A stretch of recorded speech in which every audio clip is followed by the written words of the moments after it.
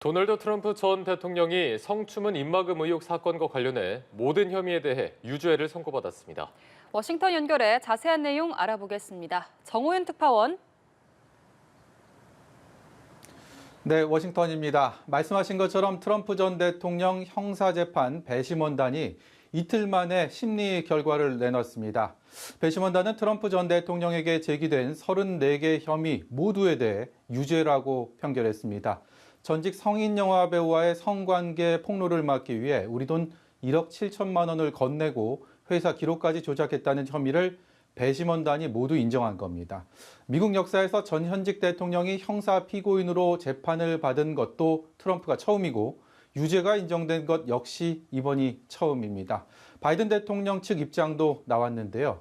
누구도 법 위에 있을 수 없다고 이번 판결을 반겼습니다. 네, 재판 결과가 예상보다 일찍 나왔습니다. 당초에 몇 주 이상 걸릴 거라는 전망도 있었죠. 네, 그렇습니다. 어제부터 배심원단의 심리가 시작되면서 이곳 미국 현지 언론 대부분이 꽤 오랜 시간이 걸릴 것이라고 예상했습니다. 적어도 이번 주는 넘기고 빨라야 다음 주 혹은 그 이상이 될 수도 있다는 관측이 나왔었는데요. 불과 이틀 만에 12명 배심원들이 뜻을 일치했다는 것은 트럼프의 혐의가 상당 부분 법정에서 소명됐다고 봐도 무방할 것 같습니다. CNN 방송은 어제부터 배심원들의 심리가 시작된 지 몇 시간이 지났다는 표시를 방송 화면을 계속 보여주기도 했습니다. 네, 트럼프 전 대통령으로서는 당혹스러울 수밖에 없을 텐데요. 입장이 나왔습니까? 네, 조금 전 유죄 선고 소식을 듣고 트럼프 전 대통령이 그야말로 분노의 입장을 내놨습니다.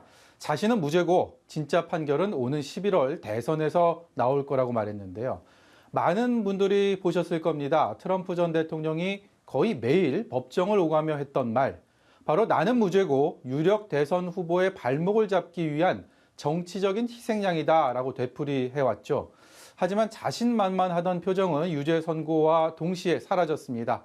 법정에서도 하루 종일 평온한 모습을 보이다가 이 소식을 듣고 표정이 굳어진 것으로 전해졌습니다. 네, 그러면 궁금한 게 이제 트럼프 전 대통령은 대선 후보로서의 자격을 박탈당하게 되는 건가요? 어떻습니까? 네, 그렇지 않습니다. 일단 수감 결정이 나오지도 않았고요. 무엇보다 1심이기 때문에 앞으로 갈 길이 멀어 보입니다. 트럼프 전 대통령이 항소를 할 것이 확정적이기 때문에 최종 판결이 나기까지 법적 다툼은 앞으로도 이어질 것으로 보입니다. 다만 모든 혐의가 인정될 정도로 첫 재판 결과가 트럼프의 등을 돌렸다는 점은 계속 안고 가야 할 부담이 아닐 수 없습니다.